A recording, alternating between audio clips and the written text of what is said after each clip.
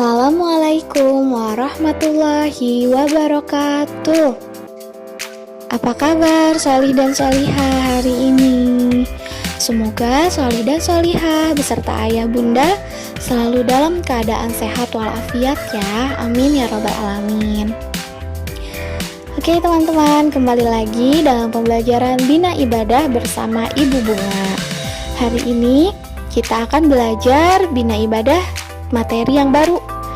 Tapi sebelum kita mulai pembelajarannya, alangkah lebih baik jika kita berdoa terlebih dahulu ya teman-teman. Oke, hands on pray and bend my hand. Let's pray. A'udzu billahi minasyaitonir rajim. Bismillahirrahmanirrahim. Raditu billahi rabba wa bil islami dina wa bi muhammadin nabiyya wa rasula. Rabbi zidni ilma warzuqni fahma. Amin ya rabbal alamin. Alhamdulillah teman-teman sudah berdoa sebelum belajar bersama-sama. Terima kasih solih dan solihah.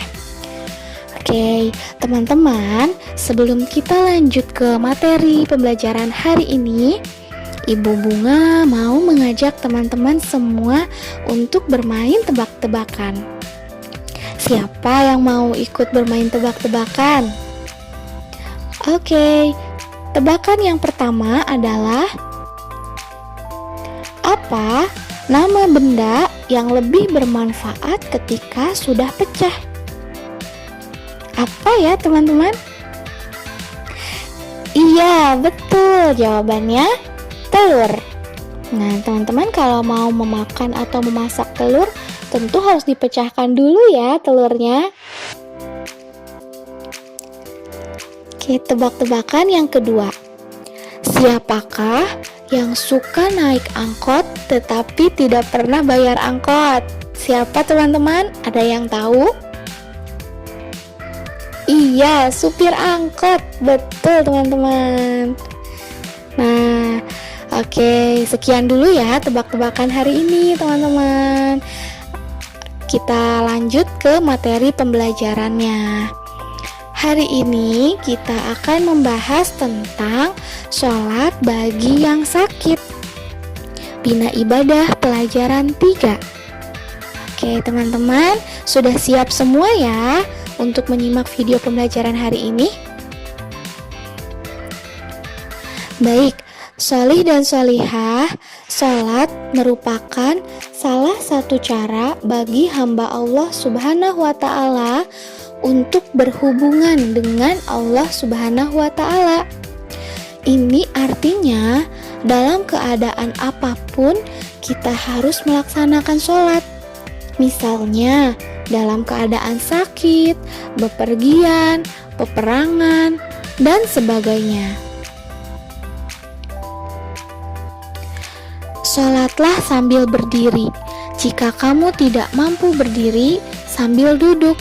Dan jika kamu tidak mampu, sambil berbaring miring. Nah, ini menurut hadis riwayat Bukhari dan Muslim. Solih dan solihah, orang sakit yang masih mampu berdiri, namun dengan susah payah, boleh sholatnya sambil duduk. Tetapi jika berusaha untuk sholat sambil berdiri, maka pahalanya 2 kali dari pahala sholat sambil duduk.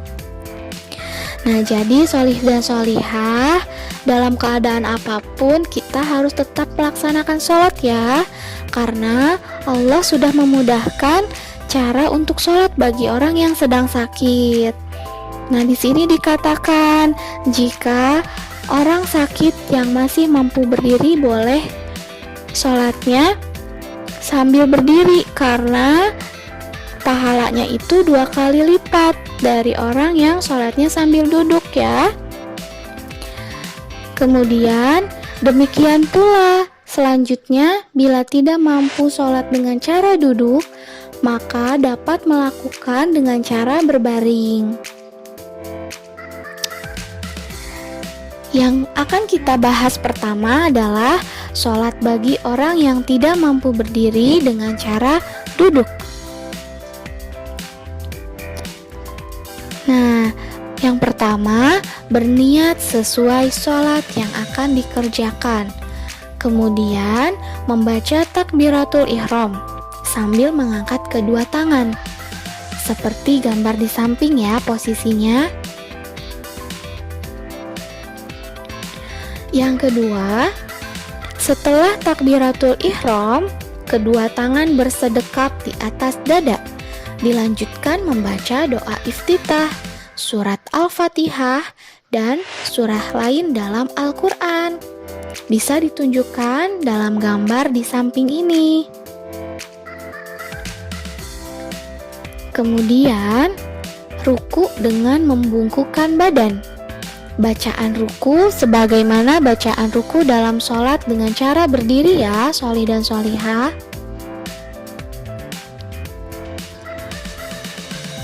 Nah, selanjutnya setelah ruku dilanjutkan dengan i'tidal, yaitu duduk kembali seperti semula. Bacaannya sama sebagaimana bacaan dalam sholat biasa. Nah, contoh gerakannya ada pada gambar di samping. Kemudian sujud seperti sujud biasa. Bacaannya pun sama dengan cara berdiri.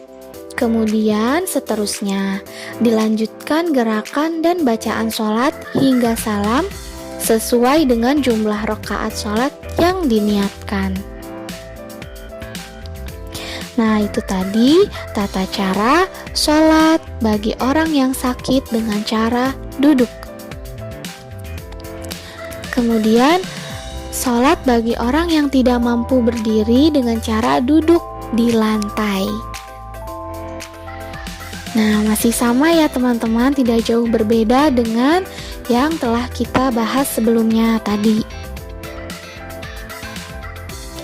Kemudian, sholat bagi orang yang tidak mampu berdiri dengan cara duduk di kursi. Nah, jika tadi duduk di lantai, ini duduk di kursi, tapi tata cara serta bacaannya tidak berbeda dengan ketika kita sholat sambil berdiri.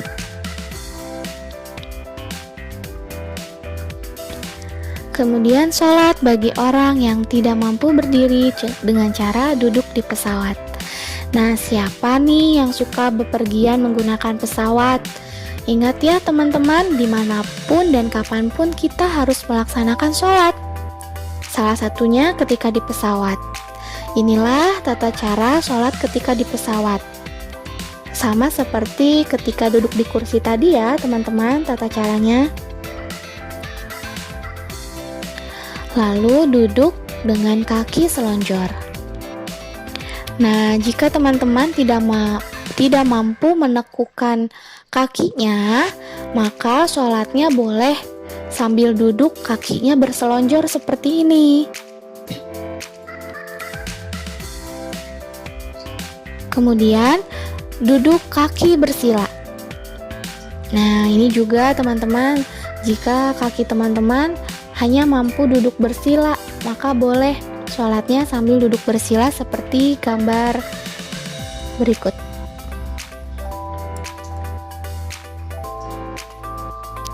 Oke teman-teman, itu dia materi pembelajaran Bina Ibadah hari ini tentang sholat bagi orang yang sakit dengan cara duduk. Silahkan dipahami ya teman-teman materi hari ini. Semoga teman-teman bisa selalu melaksanakan sholat 5 waktu dengan tepat waktu dan dengan tata cara yang benar dan bacaan yang fasih. Oke, semangat selalu teman-teman untuk tetap menjaga sholatnya ya. Terima kasih bagi sholih dan sholihah yang sudah menyimak pembelajaran hari ini dengan tertib dan baik. Kita tutup dengan ucapan hamdalah. Alhamdulillahirabbil alamin. Istighfar. Astagfirullahalazim, dan ditutup dengan doa kafaratul majelis. Subhanakallahumma wa bihamdika asyhadu alla ilaha illa anta astagfiruka wa atubu ilaik. Terima kasih. Ibu Bunga tutup. Wassalamualaikum warahmatullahi wabarakatuh. Sampai bertemu di video pembelajaran selanjutnya. Sholih dan sholihah.